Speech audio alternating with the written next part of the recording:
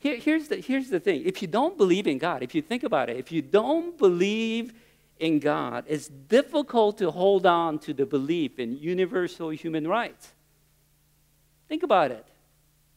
You see people do this all the time. They believe in universal human rights. They get excited when YouTube sings about it, and they're all into it and everything. But at the same time, they have a materialistic view of the world. When I say materialistic view of the world, I'm saying they have a view of the world that says, the reality is basically what's happening in the physical universe, and that it's really an evolutionary movement of survival of the fittest. The strong beats weaker, and the world continues to biologically evolve. If you have that view of the world, and that's pretty much the world is all about, how could you believe in basic human rights, universal human rights?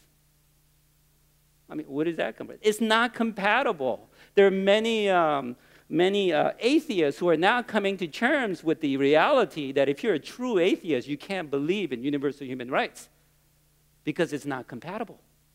The only way universal human right could be absolute is if there is some sort of theistic foundation for it, that God himself imbued us with this dignity. That's why Martin Luther King Jr. argued for human dignity based on that exact argument. This is what Dr. King said. I love this.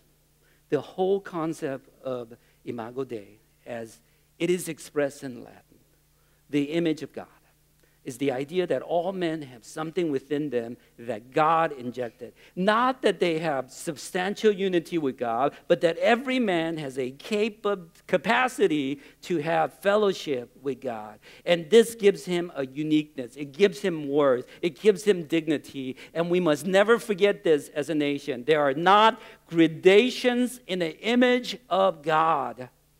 I love that. We will know one day that God made us to live together as brothers, to respect the dignity and worth of every man.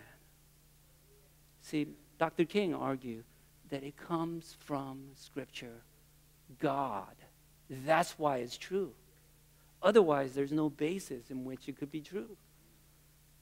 And that's why to ignore the basic dignity of human beings is so evil. That's the argument.